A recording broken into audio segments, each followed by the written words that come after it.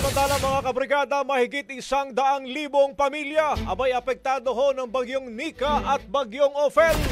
Brigada Jigo Custodio, ibrigada mo! Brigada Live Report! Umabot sa mahigit 100,000 pamilya o katumbas ng mahigit 400,000 individual ang naapektuhan ng ulan at bahan dulot ng bagyong Nika at ng bagyong Ophel. Ayon sa DSWD, 5 rehiyon ang apektado kabilang ang Ilocos Region, Cagayan Valley, Central Luzon, Bicol Region at Cordillera Administrative Region.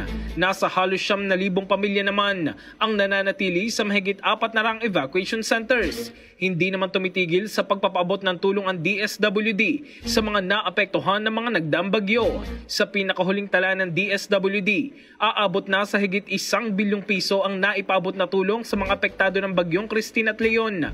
40 million pesos naman sa mga biktima ng bagyong Marce, habang 7.7 million pesos na rin ang nailaang humanitarian assistance sa mga apektado ng bagyong Nika.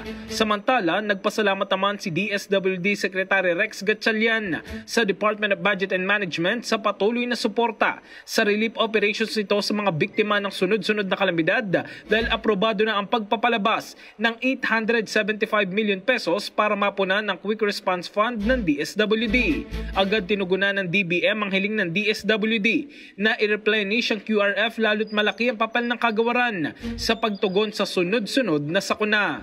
In the heart of changing lives, ito si Brigada Jigo Custodio ng 105.1 Brigada News of Manila, The Music News Authority. Rapido, Brigada Balita Nationwide.